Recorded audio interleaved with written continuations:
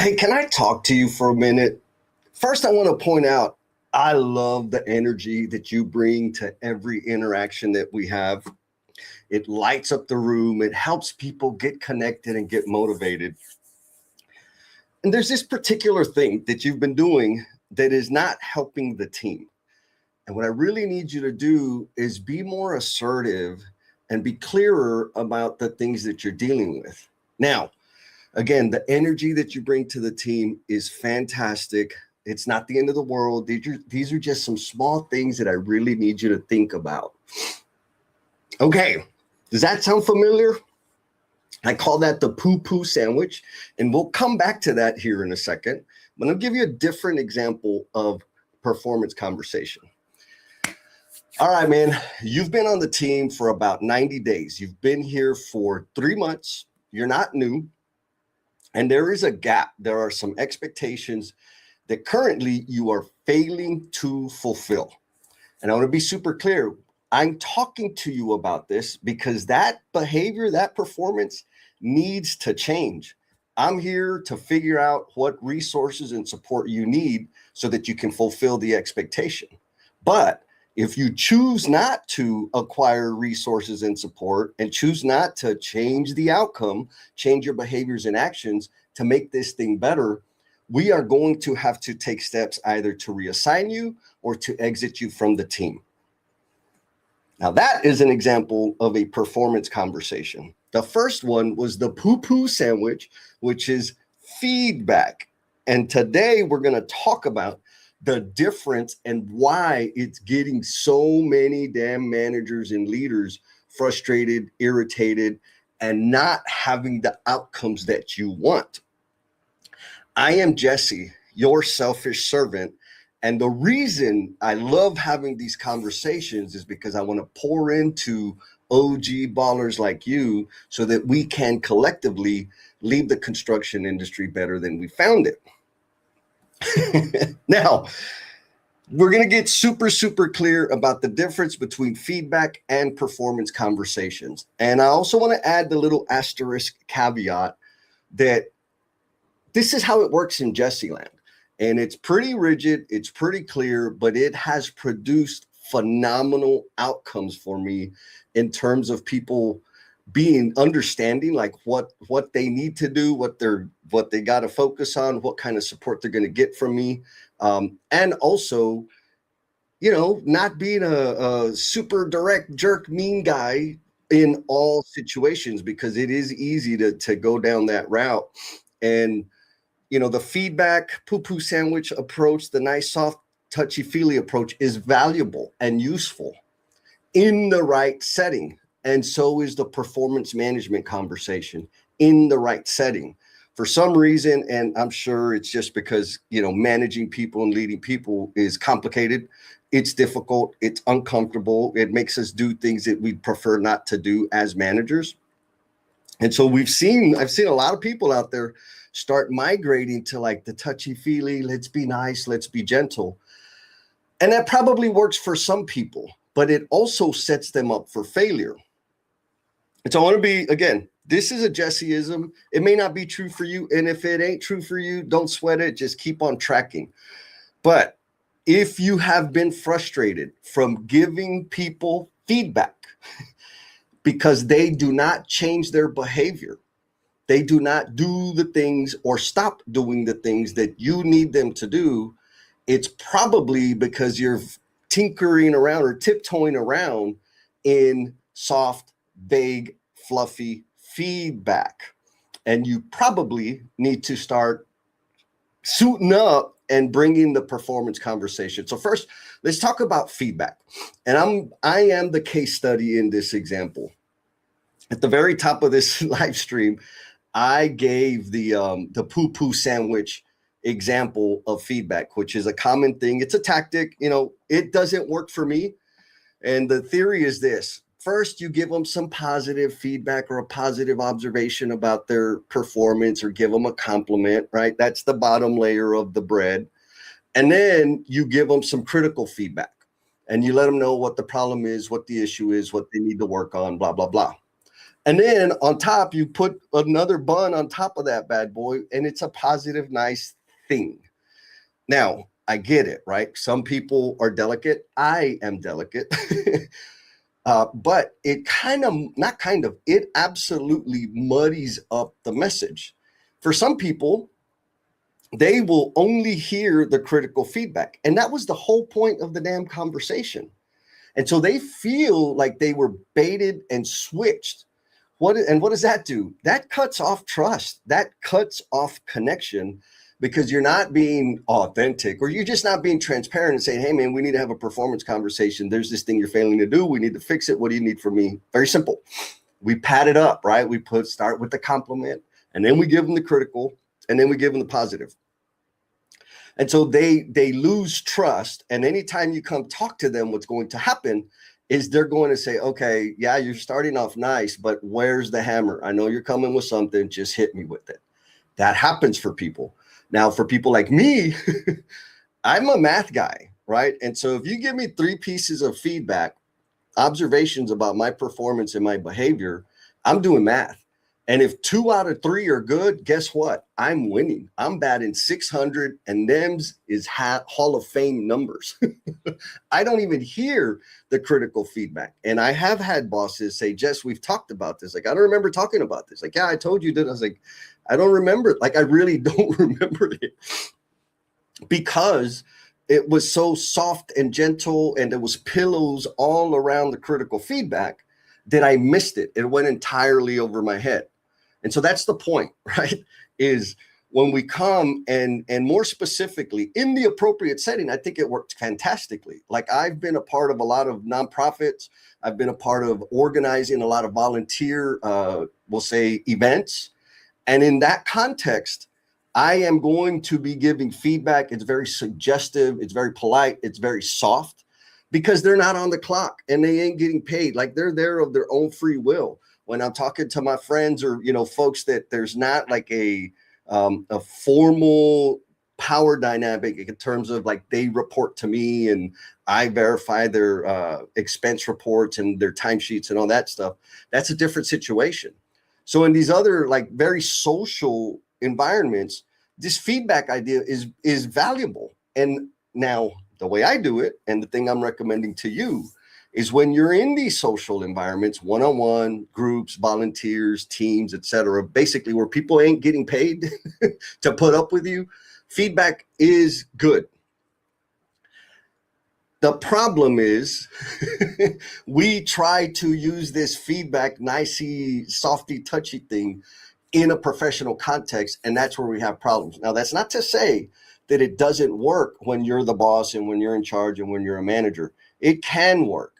What I am saying, though, is that if you have found yourself frustrated because your team is not performing to the level and you've talked to them and they've made 0 changes, it's probably because you were so damn fluffy and indirect and soft and feedbacky about it that it didn't register. And another point that I really, really want to put out there for you guys to consider is the way I receive feedback. You can tell me whatever you need to tell me. And we, the emotional bungee jumpers, we do this all the time. We give each other some pretty radically candid feedback on people's performance of the activity. And the action is to say thank you, right? When you get feedback, you always say thank you, because you want to keep the faucet open so you can keep getting feedback from that resource. What it doesn't mean is that I'm going to take and apply that feedback. Feedback in Jesse land, and I think in a lot of people's minds, is a suggestion or a recommendation. Again, if we're in a nonprofit organization or a social situation, suggestions are great, and that's probably as far as you can go. Maybe you might be able to dictate a little bit, but eventually those people will not volunteer to spend their time of their own free will with you. And so in that context, feedback is very valuable. It's very useful. But in the professional context, in the job setting, it can set you up for failure, and it could set your team up for failure. And so again, I want to be super, super clear. If you have a comment, if you're my boss and you come to me and tell me, hey, Jess, I got some feedback for you, my brain automatically says, they're giving me suggestions and recommendations. which means I can choose to use it or choose to ignore it. And what is that going to do? That is going to frustrate people. That is going to leave my boss irritated. And I have many, many bosses behind me that have been super irritated by me. And then, the thing gets escalated. And so now they're doing a performance improvement plan or whatever, which I've been on a few. And I'm like, why are you hitting me with this now? Like, I didn't know there was a problem. And it's because all the wishy-washy feedbacky conversations that we had. Now, let's get into performance conversations, because this is where the rubber meets the road, and it's uncomfortable. Like, it is not comfortable. It is not the easiest thing.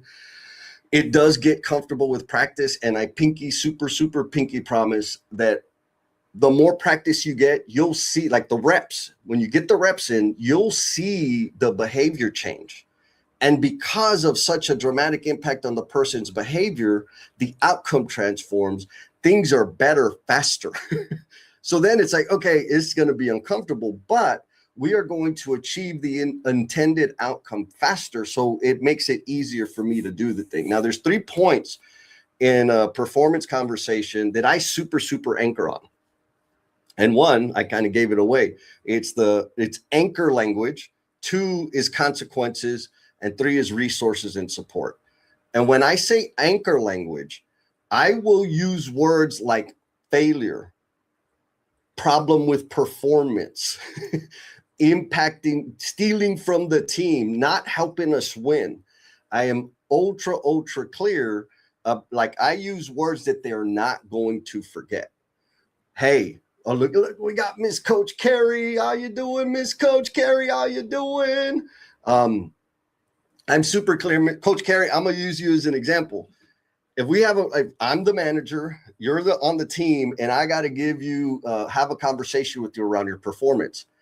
I'm not going to say, Coach Carrie, can I give you some feedback? No, I am going to say, Coach Carrie, this thing we were supposed to do, it's supposed to be done by Friday. Based on the progress you've made, it seems like you're going to fail to meet the timeline. I know that you have been active in these other things, which are not the priority right now, and your inability to prioritize the damn work is going to impact your career, or at least your upcoming promotion.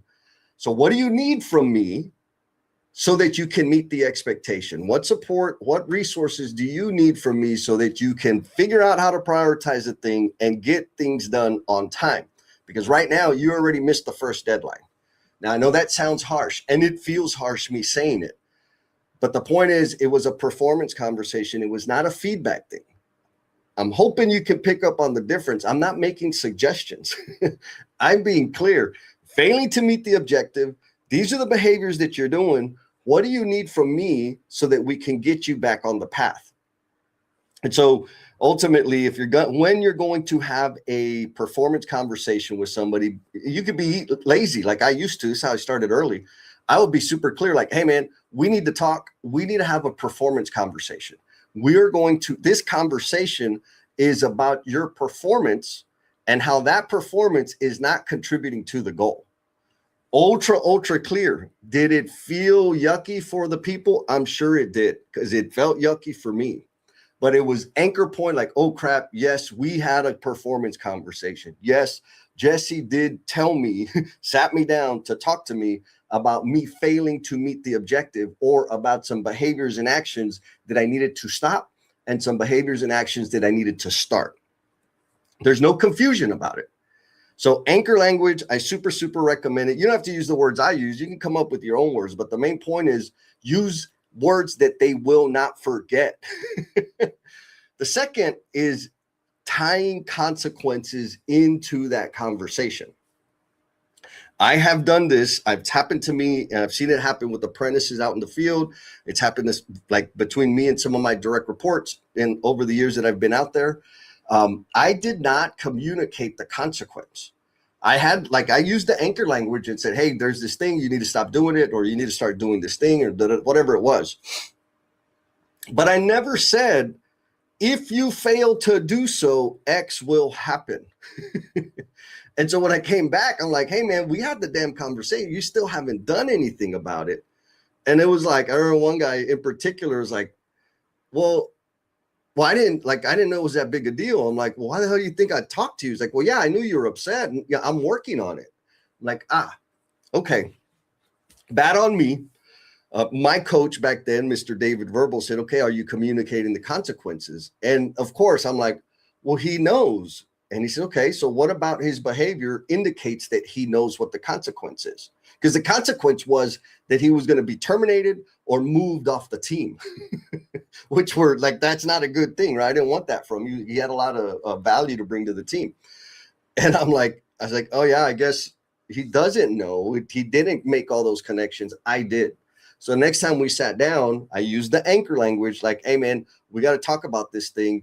This is the second time we're talking about it. And there is absolutely no indication that you are committed to changing your behavior. Failing to do so could result in you getting terminated or getting you pushed off the team into another department. When I said that, his eyes got 10 times bigger than they were, and I had his full attention. And his words to me was like, dude, I understand now. I didn't put it together that this was really, really affecting my job. I know it needed to be worked on, but I didn't think it was that big a deal. So that's fair. Part of that is on me because I wasn't clear about the consequences. Did it feel good? Absolutely not. I think I could honestly say hundreds of performance conversations. None of them feel good. It's kind of nerve-wracking before we go and start the damn conversation. But I'm going to tell you, out of the hundreds that I've done, I've only had 2 that turned into like a real negative, contentious engagement. All of the rest of them, they're like, oh crap. Okay, here's what I'm going to do to change that. Beautiful. Or, hey man, here's what I need so that I can do that. Here's why I haven't done it. You know, we got clear about what the resources and support were. And then after that, it was awesome. Half of them would say, thank you. They're like, man, just thank you. I had one apprentice in particular who had been passed around, meaning they'd get him on a project and they would booger flick him. And so when the next project said, hey man, I need a guy, I got an emergency, I need a helper, he was the first one everybody would give up. And then he landed on my team. And at this point, he's a 3rd-year apprentice. And he did not have the experience or the skill set that a 3rd-year apprentice should have.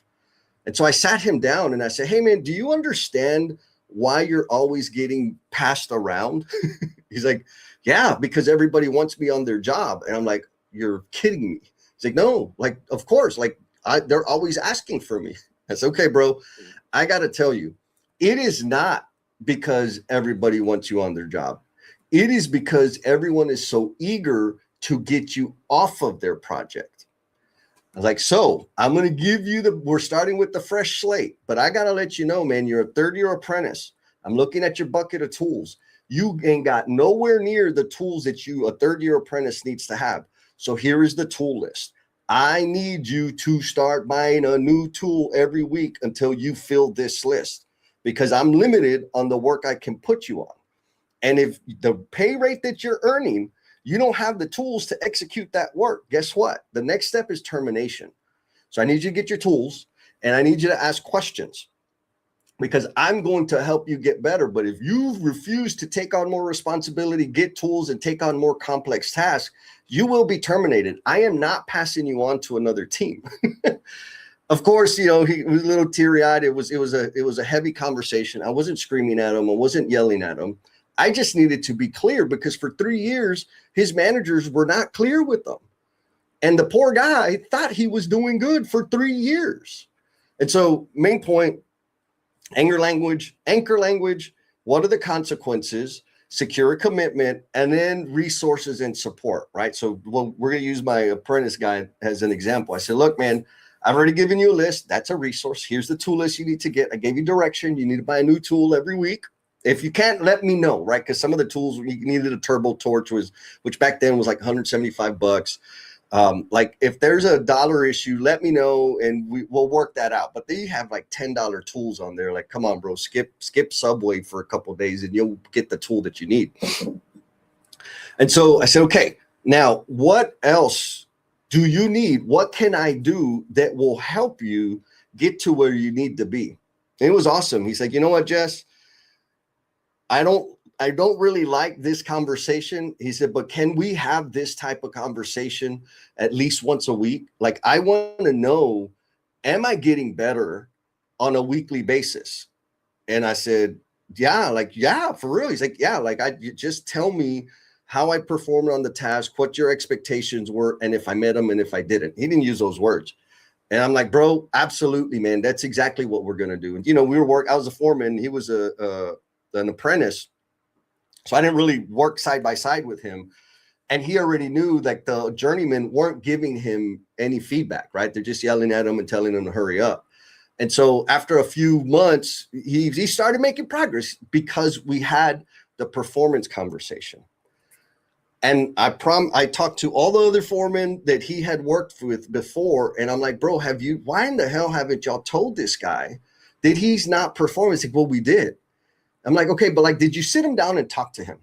Well, I told him that he needed to get better. I told him that he needed to get faster. They would make passing comments most of the time when they were frustrated and irritated, but they didn't use any anchor language. They did not discuss the consequences, and they didn't offer resources and support. And so when you're going to have these performance conversations, for me, those are the three things. I'm sure you can GPT or Google it and find a whole list of other stuff, but I like to keep it simple. Anchor language. We are going to have a conversation about your performance because it is not contributing to the goal. And if you're not going to contribute to the goal, we got to make a decision about whether you're right for the team. Anchor language, super clear why the hell we're talking about it. Consequences. And when I say maybe you're not a good fit for the team, what I mean is you're either going to be moved to another team or you're going to be exited from the company, terminated, whatever the PC language is. Clear about the consequences. Now, here are the behaviors, here are the outcomes and the results of what you've been doing. Here's what I see that I'm recommending you change, but tell me what you need from me so that I can help you be successful. That's resources and support. Very different than saying, hey, can I give you some feedback? You don't really have the tools you need, and you really should start buying tools. I said should like 2 times.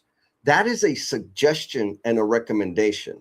And I just want to paint the picture. I know I'm kind of beating a dead horse at this point, but I want to paint the picture of the mistakes that we make that lead to us being frustrated about our team members, and even worse, lead to us underperforming as a leader. 1, because we're not helping them develop and grow, and 2, because we're not meeting our objective. And it's probably because we're confusing feedback with the performance conversation. So if this sounds like familiar at all, if this resonates with you, drop a thumbs up in the thing. This way you can signal back to me, like, is it making sense or not? If not, hey, if what you're doing is working and you're experiencing amazing outcomes just like you want, don't change, keep doing what the hell you're doing. Or maybe you found one nugget that you can take and use and apply in your operation.